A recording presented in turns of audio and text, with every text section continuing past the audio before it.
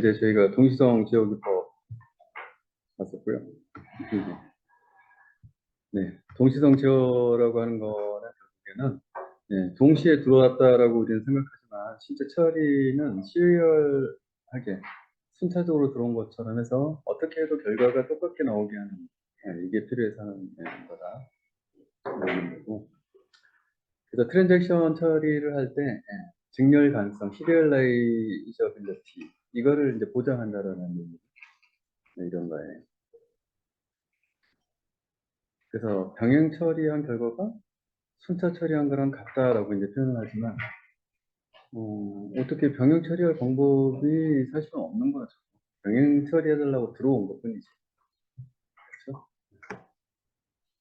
그래서 이제 그걸 안 하면 경신 분실의 문제, 불일치 문제 이런 문제, 그다음에 예, 중간에 함시 끝난 애가 들어가 있으면 연쇄 복귀 문제 이런 문제가 생긴다. 네, 그래서 그걸 안 하게 아니 안 되게 하는 방법들은 결국에는 내가 써도 다른 애가 못 쓰게 하면 돼. 그게 이제 락킹 방법이고 타임스탬프는 일단은 먼저 번호표 받아 이렇게 한 다음에 번호표 빠른 순서대로 계속 처리해 나가면 된다. 네. 근데 데이터가 바뀔 염려가 별로 없는 애들은 그냥 의뢰이 쓰는 놈은 별로 없겠지. 읽기만 열심히 했겠지. 그러고 나서 마지막 트랜잭션에서 읽기한 놈이 있으면 걔만 반영해 줍니다. 그래서 이제 락킹에서 좀 더 자세히 써놓은 거고 락킹 연산의 종류는 공유락, 슈어드락이라고 부르기도 하고 전용락, 익스클루시브 락 이렇게 되어 있는데 다른 트랜잭션도 읽기만을 실행할 수 있는 상태로 가는 거예요. 읽기는 허용을 해주는 거예요. 근데 전용 락 같은 경우에는 다른 트랜잭션은 읽기, 기록 모두가 할 수 없는 형태로 막아는 그래서 이제 전용이다라고 표현하는 거고 락킹을 거는 단위가 어느 정도 대상이냐 DB 전체 락을 걸 수도 있고 예를 들면 칼럼 단위 락을 걸 수가 있다. 이제 이렇게 이야기를 하는데 락킹 오버헤드는 감소하나 자리의 공유성은 낮다. 그러니까 DB 전체를 락을 하면 당연히 DB의 일관성이 절대 깨질 일이 없어요. 맞죠? 이건 이제 논리적으로 이렇게 말을 한 거고 이거를 락을 걸면 안 되죠. 그다음에 칼럼 단위나 로우 단위 수준에서 하게 되면 락킹 오버헤드는 증가하지만 자료 공유성은 높아진다. 이렇게 이야기를 하는 거죠. 2단계 락킹은 이제 투페어 이렇게 투페이스 락킹, 투페어 이렇게 부르는 거고요. 모든 트랜잭션들은 락과 언락 양산을 확장 단계, 수천 단계로 구분해서 수행한다. 그래서 확장 단계는 트랜잭션은 락만 수행할 수 있고 언락은 하지 않아요. 이제 수주 단계에 가서 비로소 언락을 해서 해제를 시키는 거예요. 자기가 잡아다. 그래서 직렬 가능성 보장을 쓰는 기억으로는 이제 투표를 가장 많이 쓴다라는 거고요. 네, 그래서 확장 단계, 수습 단계에서 이제 T1이 락하고 업데이트하고 락하고 이거는 B를 락하는 거죠. 이제 해제 단계에서 A를 언락하고 업데이트 B하고 언락 B를 하고 이런 단계로 가는 예시를 보여준 거고요. 그래서 확장 단계 락 낙락 걸고 수습 단계에서 언락 한다. 이렇게 이야기를 하는 거예요. 그래서 이제 단계가 확장과 수축 두 단계로 되어 있고 요 사이에서는 이제 실제 연산 차이가 나기 때문에 차단을 하고 있다 이렇게 얘기를 하는 거죠. 그래서 이제 이렇게 하게 되면 교착 상태가 발생할 가능성이 있다라고 하는 거고, 네. 예를 들면 이 B를 다른 애가 먼저 잡았어요. 이제 이렇게 되면은 이제 근데 그 B가 하필 이 A를 또 처리하고 싶어요. 이렇게 되면 이제 어느 한쪽이 서로 끝나기를 기다릴 수 있거든요. 그러면 이렇게 무한대로 서로 끝나기 대기하는 상태가 돼요. 그러면 이 전체를 처리할 커밋이 완료가 되는데 커밋이 안 된 상태에는 계속 서로 기다리고 이런 상태를 되돌아기라고 해요. 그래서 락킹, 타임스탬프 오더링, 뭐 장단점 해놨는데 락킹은 이해하기 쉽고 간단해요. 그렇죠? 근데 이게 되돌아기 발생할 수 있다는 거고 타임스탬프 요거는 순번 주고서 계속 처리해 주니까 되돌아기 없어요. 근데 이제 이거는 잘못되면 롤백 발생할 일이 없다라는 거고 낙관적 기법은 되게 높고 동시 처리형 능력이 증가한다. 네, 그런데 이제 이런 경우에는 한참 뒤에 모아서 한다고 했잖아요. 그렇게 되면 이제 이제 롱 트랜잭션들이 있을 때 지나치게 자원을 많이 잡아먹는 문제가 생길 수 있다. 이렇게 보면. 이제 앞에는 2PL이었고 이제 투페이스 커밋이라고 하는 게 나와요. 네, 이건 이제 분산 DB 환경에서 나옵니다. 그래서 원자성을 보장하기 위해서 분산 트랜잭션에 포함되는 메커니즘이고, 프리페어하고 그다음에 커밋이라고 하는 두 단계를 이제 거치게 되면 투페이스라고 이야기를 하는 거예요. 그래서 분산 환경이기 때문에 분산된 모든 노드가 존재한다는 의미고요. 이 분산된 모든 노드가 다 커밋하고 떼어주지 않으면, 그러면 잘못됐구나. 어느 한 노드가 실패했구나. 그러면 이거를 최종 커밋 처리하게 되면은 실제로는 VLC가 생기기 때문에 전체 롤백 이렇게 해버리는 거예요. 그러고 나서 다시 실행해서 모든 노드가 커밋할 때까지. 그래서 이제 2PC 필요성은 지금 분산 DB 환경에서 노드가 다 나뉘어져 있기 때문인데, 하나의 어떤 트랜잭션을 완성하는데 여러 개의 분산 DB를 거쳐서 와야 되는 경우에는 문제가 된다. 그렇기 때문에 모든 트랜잭션을 모든 DB 노드가 관련된 DB 노드가 거기서 나 오케이 정상 처리했어 라고 전부 손을 들어주지 않으면, 신호를 보내주지 않으면, 그럼 일정 시간 제한 시간 내에 기다렸다가 안 오는 실평을 보고 롤백을 시켜라. 이렇게 해야만 분산 DB 전체의 정확성이 보장이 된다라고 이야기합니다. 그래서 여러 단계를 거칠수록 신뢰도는 증가하겠지만 오버헤드가 이렇게 증가하겠죠. 그래서 2PC뿐만 아니라 3PC, 뭐 MPC 얼마든지 가능하지만 그렇게 하면 노드가 계속 증가한다. 그래서 이제 2PC의 경우에는 글로벌 코디네이터라고 하는 주관하는 애가 한 명이 있어야 되는 거예요. 그렇게 해서 지용 노드가 커밋 요청을 부르면 그러면은 커밋 포인트 사이드를 전부 결정을 해서 포인트 사이드로 전부 프리페어 메시지를 전송을 하고, 그 다음에 메시지 응답을 받으면 그러면 오케이 모두가 다 준비됐고 완료시키면 되나? 그러면 이제 커밋이 때려지는 거고, 근데 응답이 없어요. 그러면 이제 롤백을 해야 되는 거예요. 이런 식으로 구조를 가지고 있다. 그래서 분산 이 글로벌 코디네이터의 이제 이 역할을 하는 참여하는 참여자 목록 이게 있는데, 이게 딱 정해진 게 아니라 어떠한 노드든 그 노드를 통해서 요청이 들어올 수 있잖아요. 그러면 그 시점에 그 노드가 글로벌 코디네이터 역할을 하고 나머지 노드들에 대해서 똑같이 프리페어 메시지 날린 다음에 그것들이 응답이 일정적으로 안 오면 그럼 롤백을 시켜버립니다. 그럼 나머지는 당연히 참여자들이 이제 결국에는 클라이언트가 되겠죠. 이러네요. 그래서 2PC는 당연히 준비 단계 페이스 1이 있고 그다음에 페이스 2로 나뉜다. 그래서 한 지역 노드가 요청을 하게 되면 그러면 각 커밋을 해야 될 포인트 사이트들을 전부 다 결정하고, 그리고 프리페어 메시지 전송하고, 그다음에 프리페어 메시지를 각 노드가 응답을 해준다는 거고, 그래서 그 모든 노드가 이제 커밋 준비되었다라고 메시지 응답을 주면 커밋 명령 때리고, 그리고 나서 다른 지역 노드부터 에러 보고를 받았을 때는 롤백을 넣습니다. 이런 식으로 돼요.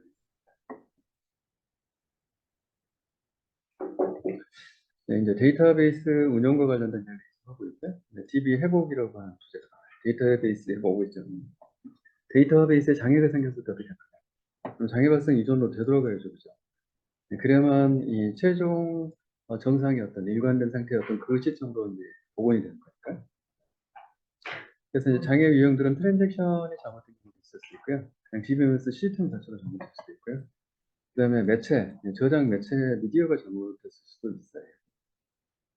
그래서 이제 시스템이 잘못됐다라고 하는 건 시스템 장애라고 부르는 거고, 그다음에 미디어가 잘못됐다, 그럼 미디어 페일리어예요. 그래서 이제 여기에서 주로 우리가 지금 하려고 하는 것은 트랜잭션에 관련된 부분들을 하려고 하는 거예요. 나머지는 지금 다른 레벨에서 커버를 해서. 데이터베이스는 이제 중복 저장이라고 하는 것을 해요. 작업 도중에 발생하는 정보를 별도로 저장하기 위해서 중간에 갑자기 뭔가 문제가 생기면 이 데이터를 가지고 회복을 하려고 하는 거다. 그래서 중복 저장을 하는데 다운포를 든다 또는 로그를 남긴다. 이게 이제 그 중복 저장이라고 해요. 그래서 내용 일정 기간마다 다른 장소에다 다운포를 떠서 복사를 해놓는다 라고 이야기하는데, 이것도 이제 백업 장치에 따라서 복사를 다른 디스크로 해놓는 것도 있다. 데이터베이스의 내용이 변경될 때마다 변경 내용을 로그 파일로 실시간으로 저장을 해요. 그리고 뭐 올드 밸류, 뉴 밸류 다 저장을 하는 거예요. 결국에 로그라고 하는 것은 컴퓨터 자신이 나 자신을 믿지 못해요. 그래서 나 자신이 무엇을 하고 있는지를 계속 기록하고 있는 파일을 가지고 있는 거예요. 이걸 로그라고 하는 거죠. 예, 그래서 누군가가 그런 이야기했죠. 이제 뭐 온라인 로그도 있고 보관 파일로 별도로 테이프였는데 옮겨 놓을 수도 있어요. 네. 이 세상에서 제일 믿을 수 없어서 자기 자신의 행위를 지속적으로 기록하는 녀석이 있다. 그 녀석의 이름은 컴퓨터다. 근데 원세선 사람들이 착각하고 있는 것이 있다. 이렇게 불완전한 녀석을 완벽한 것으로 믿고 컴퓨터를 사용하는 인간들이다. 혹시 동의가 되세요? 그래서 컴퓨터는 끊임없이 리던던시, 중복된 것들을 만들고 끊임없이. 데이터베이스는 이게 아주 핵심적입니다. 이제 리드라고 하는 펑션이 있어요. 요거는 이제 이 변경에 관련된 로그를 이용해서 이 로그를 그대로 다시 순차 재실행을 시켜주는 거예요. 그래서 이거는 응용이나 사용자가 요구를 날린 것들을 순서대로 그대로 기록하고 있다가 얘가 잘못돼서 페이지 나면은 그러면 얘한테 다시 시키지 않고 지가 그냥 그걸 다시 처음부터 재실행을 해버리는 거예요. 그럼 명령을 준 거하고 똑같은 결과가 나오죠. 이제 요거를 리드라고 이야기를 합니다. 그 다음에 언두.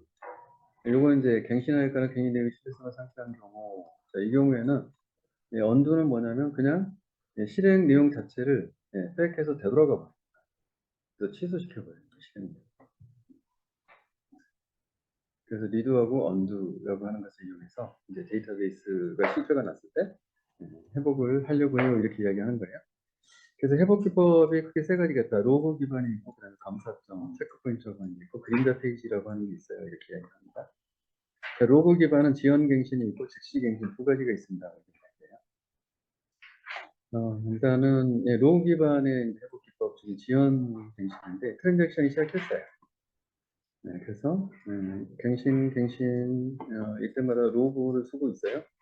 근데 갱신하고 있는데 DB에다는 아직 안 쓰고 있네요.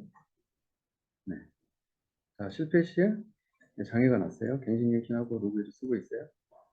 네, 그러면 실패 시에는 로그에 기록된 내용을 그냥 폐기를 하겠다, 뭐 이렇게 이야기를 하는 거고. 지금 여기서 지연이라고 하는 것은 다 이것들이 다 정상이라고 했을 때 이 로그 내용을 가지고 DB에다가 최종적으로 라이트하겠다. 이렇게 이야기를 하는 거예요. 그럼 요 사이에 이렇게 틈이 있잖아요. 그래서 이걸 지연이라고 합니다. 그래서 이게 이제 지연 갱신에 대한 기법이고, 실패하면 버려버리겠다라고 이야기하기 때문에, 이 경우에는 일단은 요 로고를 가지고서 성공했네, 그러면 로고를 다시 실행하면 되죠. 근데 폐기했네, 로고를 그냥 버릴 거예요. 아직 DB에 쓴 적이 없어요. 네, 그러니까 언두를 할 필요가 없게 되는 거죠. 즉시 갱신 경우는 뭐냐?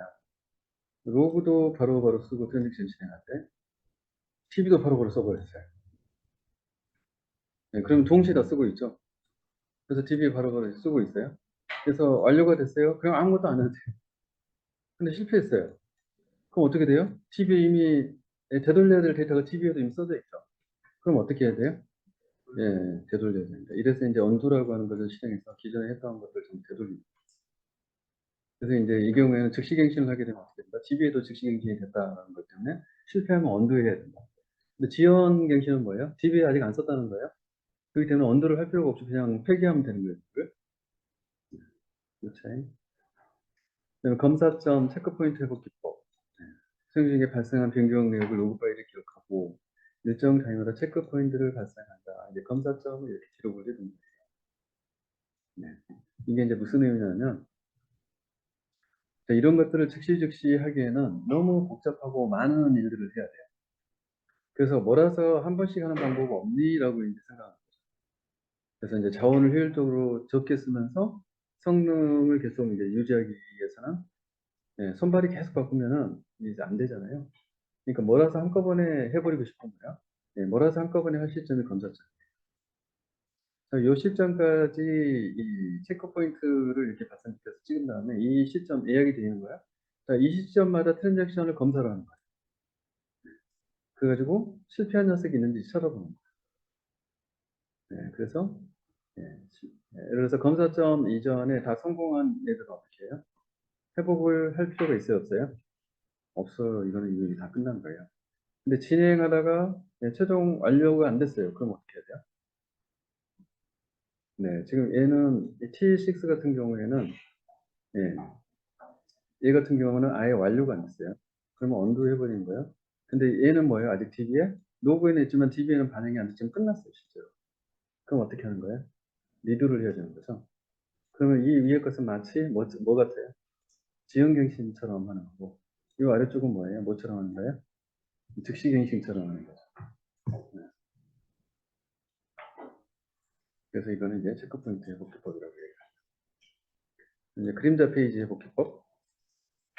네, 현재 페이지 테이블하고 이 그림자 페이지 테이블, 섀도우 페이지 테이블, 커런트 페이지 테이블 이 두 계정을 가지고 메인 메모리 상에 현재 페이지 테이블을 가지고서 계속 작업을 해요. 네, 그리고 나서 주기적으로 현재 페이지 테이블을 하드디스크, 그림자 페이지 테이블 이렇게 이걸 하드디스크 주기적으로 저장을 해요. 그래서 연산이 성공적으로 완료되면 그림자 페이지 테이블의 내용으로 하드디스크에 쓰겠다는 거예요. 안 되면 어떻게 그림자 테이블을 어떻게 해서 쓰면 돼요? 안 돼요? 안 됩니다. 네. 그래서 현재 페이지 테이블 기준으로 정상인 거를 다시 그림자 테이블로 가져와서 그거를 최종적으로 넣어야 되겠죠. 그래서 로그 기반, 검사점 기반, 그림자 페이지 기반 세 개의 이제 개념인데요. 네, 그다음에 특징, 리드 원두 결정하기 위해서 로그 전체를 조사하기 때문에 시간이 많이 걸려. 리드를 할 필요가 없으니 또 다시 리드 해야 돼. 즉시 써버리면 리드 같은 게 필요 없잖아요, 그죠? 성공하는 이렇게 이야기하는 거고. 검사점 기법, 이거는 로그 기반보다 몰아서 주기적으로 우리는 조사할까요? 그러니까 훨씬 빠르죠, 그죠? 그리고 이제 체크 포인트를 그러면 어느 간격으로 줄 거야? 여기에 대해서 이제 관리가 필요하다는 거고. 그다음에 그림자 페이지는 통으로 그림자를 갖다가 집어넣으면 되기 때문에 굉장히 이제 빠르죠. 그렇죠?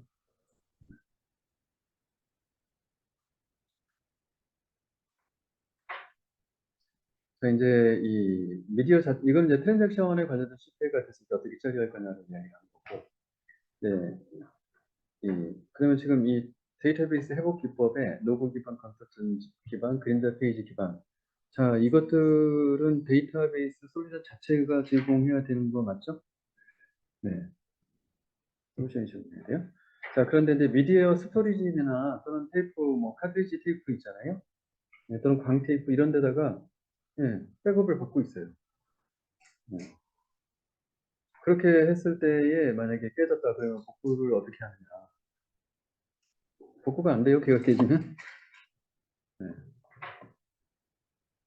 데이터베이스 백업 방법 일단은 메인 스토리지에 있는 내용이 문제가 생겼을 때 그쪽으로 이제 복구를 하려고 하는 거예요. 그래서 백업 받은 번이 깨지면 방법이 없어요. 네. 자, 오프라인 백업, 콜드 백업이라고 해서 온라인 백업, 한 백업이라고 합니다. DB를 정지시키고 데이터를 백업을 해요. 자, 이렇게 되면 추가적으로 변경분이 발생해야 해요. 네, 그러니까 이 백업본이 굉장히 완벽하게 백업이 될 가능성이 높아지는 거죠. DB가 지금 운영되고 있어요. 그런데 온라인 중에 백업을 할 거예요, 여러분. 네.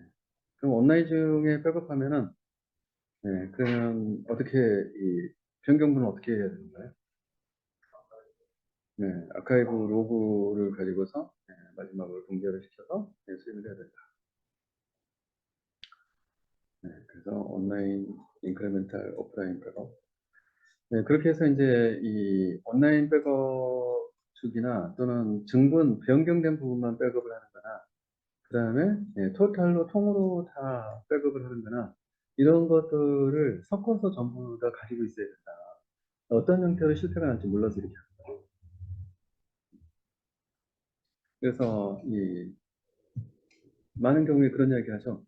그래서 백업 센터하고 이 주센터 사이에 DB를 그거를 지금 온라인상에서 동기화시켜서 백업을 막 하고 있어요.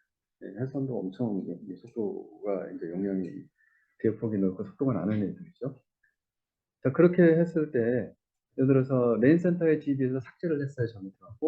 그러면 백업 센터의 DB의 데이터는 삭제가 됐을까요, 안 됐을까요?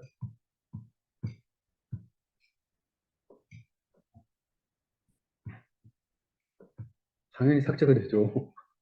이쪽 DB의 상태하고 똑같은 상태를 유지하기 위해서 이쪽에 똑같이 지금 온라인상 연결하는 거잖아요. 네. 그럼 얘는 지금 백업이에요, 아니에요? 네, 백업 아니에요. 메인 센터가 회선이 끊기거나 아니면 이 서버가 장애나거나 그랬을 때 이쪽으로 돌려주기 위한 백업 시스템을 갖고 있는 거예요.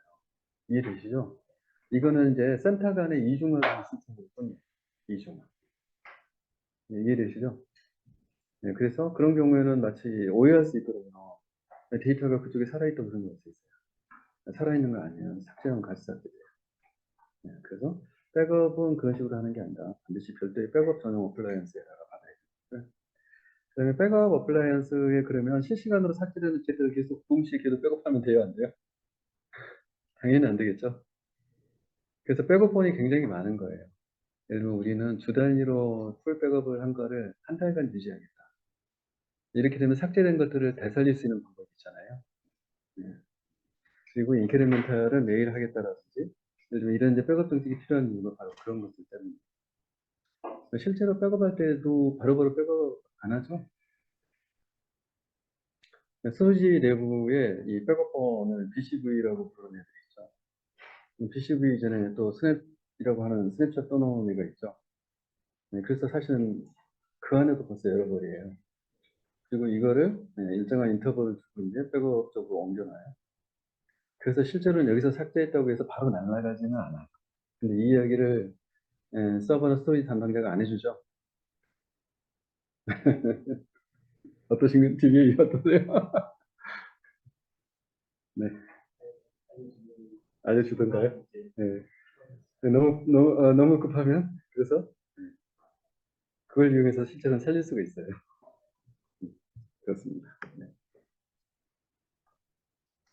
네, 데이터베이스 복구 방식, 뭐, 그런데 복구제 실행, 뭐, 후방복구, 전방복구, 뭐, 이런 얘기인데 한번 읽어보시면 될 것 같고요. 네, 백업 및 복구 절차도 한번 보시면 될 것 같고, 운영 환경 DB 관련 데이터, 원본 전체 데이터 파일, 일부 데이터, 아카이브 로드 파일, 뭐 이렇게 되어 있는데, 이것도 그냥 한번 보세요. 이런 걸 직접 물어보는 시험 문제는 안 나오는 것 같아요. 그래서 장애 발생했을 때 어떻게 이제 백업한다. 이런 것들 그냥 타임라인으로 보여준 거고. 네, 데이터베이스 운영 관련해서 이제 DB 튜닝 이야기가 많이 나와요. 왜냐면 이 모든 컴퓨터 시스템은 시간이 지나면은 어떻게 돼요? 자원 사용량이 막 늘어나면서 여유 공간이 없어져요. 네, 근데 DB는 자기를 보면서 자기가 계속 뭔가를 하고 있죠. 그럼 자기 스스로 자꾸 자원을 사용하고 있기 때문에 처음에 널널할 때는 나이스하게 돌아요. 그런데 점점 양이 많아지면 기본적으로 자원 관리를 위해서 그것들을 뒤지는 쪽의 연산 파워가 엄청나게 들어가고, 그다음에 자기 자신이 스스로를 잘하기 위해서 쓰는 쪽의 용량도 그냥 점점 없어져요. 네, 그러면서 점점 성능이 느려진다. 이제 저는 이야기고요. 그다음에 기본적으로 이 DB에 계속 이제 튜플의 데이터가 일정량 막 늘어나기 전까지는 나이스예요. 근데 어쨌든 이 데이터가 점점 쌓이고 양이 많아지면은 결국에는 인덱스라고 하는 것들을 통해서 점점 이제 성능 부분들을 보정을 할 수밖에 없는데 너무 많이 이제 쌓일 거예요. 그러면 실제로 인덱스 데이터도 사이즈가 작아요? 아니면 데이터베이스가 커요? 우리 어떻게 생각하면 목차니까 작을 것 같잖아요. 근데 안 그래요. TV만큼 커요, 이 녀석. 네. anyway. 그래서 이제 그리고 또 아직 쌓이지 않은 데이터를 미리 인덱스 만들 수 있어요. 좀 말이 안 되는 얘기죠. 네. 여튼 그래서 미리 튜닝을 한다라는 게 어려운 것도 많다. 그러면 점점 이제 늘어나는 거를 모니터링하고 분석하는 과정에서 계속 성능 저하율이 무엇인지를 봐야 되는 그런 문제. 그래서 이제 튜닝을 한다는 것은 데이터베이스 응용, 데이터베이스 자체, 그리고 운영체제 조정 등을 통해서 최적의 자원으로 최적의 성능을 얻을 수 있도록 적게 자원을 투입하고 성능은 빠르게 이런 얘기예요. 그걸 하기 위한 일련의 과정이나 기법들을 이야기한다. 이런 얘기고. DB 시스템 성능 저하 주요 요인이 뭘까 이렇게 이제 봤더니 시스템 성능 저하의 요인은 애플리케이션 DB 디자인이 70%다 이렇게 이야기를 해요. 애플리케이션은 응용 시스템이에요. 그래서 애플리케이션 응용 시스템에서 SQL 잘못 짜놔가지고 항상 하는 얘기는 어떤 애플리케이션에서 풀스캔 돌았네 막 이런 얘기 하잖아요. 그래서 그 순간에 다른 애플리케이션들 트랜잭션이 전부 다 지연된 거죠. 그런 얘기 하는 게 전부 성능 저하 장애 요인들이죠. DB 설계를 할 때 또 기능한 것도 크다라고 이야기를 하는 거고. IO 비효율이 한 70%다. 이런 얘기가 있어요. 어떤 좋은 성능을 위한 조건들 있는데 어쨌든 SQL에 대한 실행 원리를 이해하고 명확한 기술을 확보한 개발자가 설계를 하는 게 좋겠다 이렇게 이야기를 하는 거예요. 일단 튜닝을 어쨌든 필연적으로 비즈니스가 막 이렇게 성장하고 확대되면 필연적으로 대부분의 조직은 안 할 수가 없어요. 아까와 같은 그런 데이터 쌓이고 시스템이 자원을 사용하는 것들이 제한이 이제 많아지면 어쩔 수 없는 거죠. 그래서 이제 성능 진단 및 분석이라고 하는 과정을 거치고 그거를 통해서 이제 튜닝을 어떻게 해야 될지 이런 것들이 이제 나오기 때문에 튜닝 수행을 하고 그리고 이제 결과를 평가하고 이런 과정을 이제 반복적으로 수행을 해요. 그래서 이제 사용자 인터뷰를 하고 기존의 설계력들을 검토를 하고 현재 시스템 구성을 검토를 하고 그리고 이제 자원 사용 현황들을 모니터링 툴들이 많이 있으니까 결과 것들을 보는 거죠. 그리고 이제 SQL 트레이스를 떠서 트레이스 분석을 실행 과정을 쭉 보는 거죠. 이렇게 해서 어디에서 이제 지연 요소가 있는지 이제 이런 것들 찾아내려고 하는 거예요. 그래서 설계 문제가 있다라고 하면 이제 설계 내용을 충분한 거고, SQL을 실제로 짰는데 그게 비효율적이다. 라고 하면 SQL 문장을 실제로 성능 좋은 그런 문장으로 이제 고치는 이런 과정도 있고, 그다음에 DBMS 스스로가 일단은 DB 전체를 자원 관리를 하잖아요. 그러면 이제 DBMS의 자체에 그런 이제 설정들, 구성들을 튜닝하는 이런 게 가능하고, 요게 이제 이렇게 해도 안 된다. 그러면 이제 OS 단으로까지 가는 거예요. 그래서 이제 유닉스 OS 또는 윈도우즈 OS 이런 OS 단에 가가지고 자원 사용을 이제 보는 거죠. 자, 그도 아니다. 그럼 마지막 남은 것은 하드웨어밖에 없네. 하드웨어를 튜닝한다는 건 사실 증서를 염두에 두는 얘기인 거죠. 그래서 메모리, CPU 또는 스토리지, 저장 공간을 증설하는 연구를 가게 되겠죠. 또는 상위 레벨로 교체를 하든지. 이제 튜닝하고 나서 이제 실제 어떻게 되는지 이런 결과를 보기 위해서 자료 수집하고 그리고 이제 결과 평가하고 산출물 작성하고 이렇게 해서 이제 기록을 남기는 거죠. 이런 과정은 한 번에 이제 수행되면 끝나는 겁니다. 튜닝 한 번 하기 시작하면 또 얼마 안 있으면 또 차고 또 얼마 안 있으면 또 차고 계속 그러죠. 그래서 이제 주기적으로 계속 반복 작업을 한다. 그래서 오래된 시스템들은 이 과정이 되게 중요해진다. 그래서 이제 설계 측면에서는 테이블 분할 및 통합, 식별자 지정, 효율적인 인덱스 쪽을 가장 많이 생각을 합니다. 적절한 데이터 타입 선택 이런 것들을 통해서 설계 부분에 대한 것들을 수정 권하는 방식을 생각했습니다.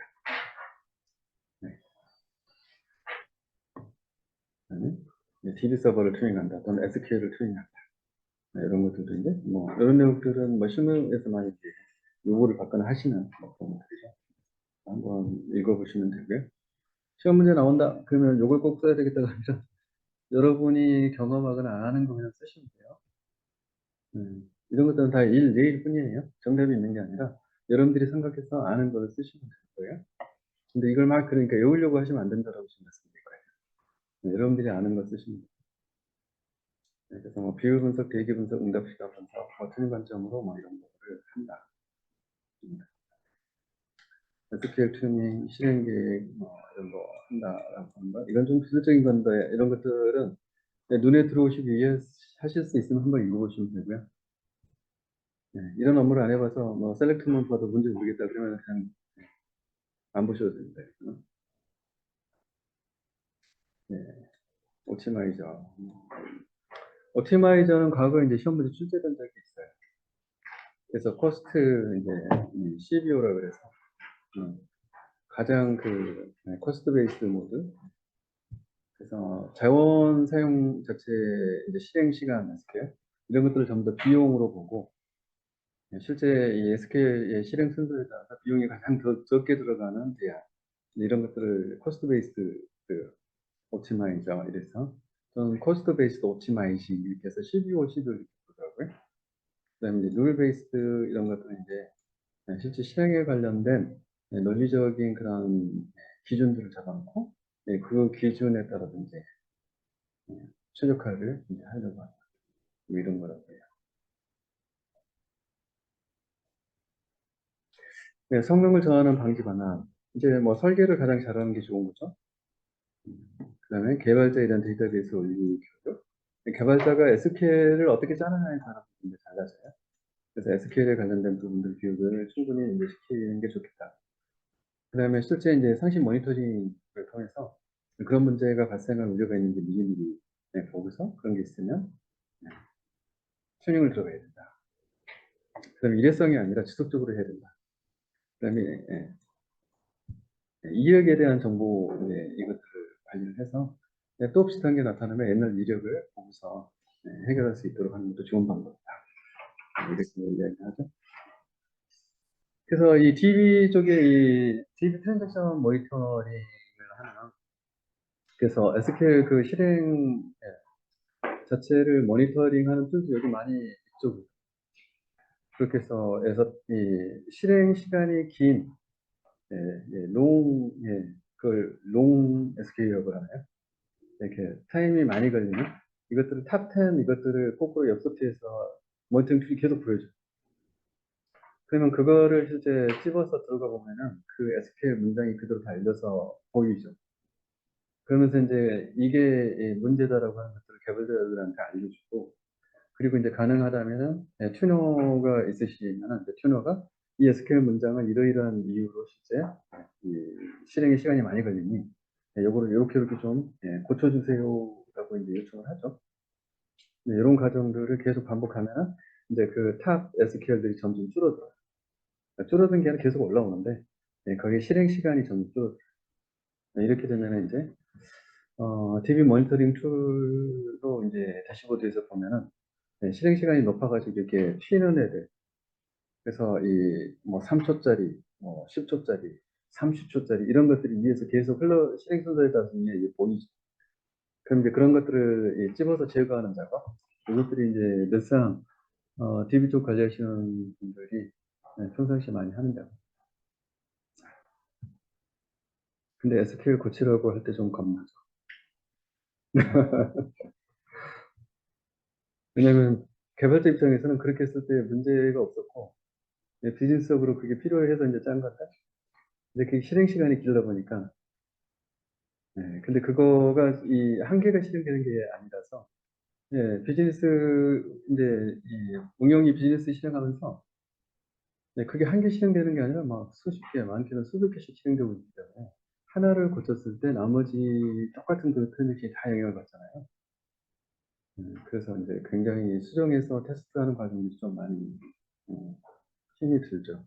그래서 완벽히 검증을 하고 이제 나중에 배포 이제 소스에다가 반영해서 배포를 해야 되는 건데 항상 그렇게 하지만 배포하고 나면 또 얘기 좀 못하는 이런 것들이 일어날 수 있어요. 네. 그래서 쉬운 일은 아니다.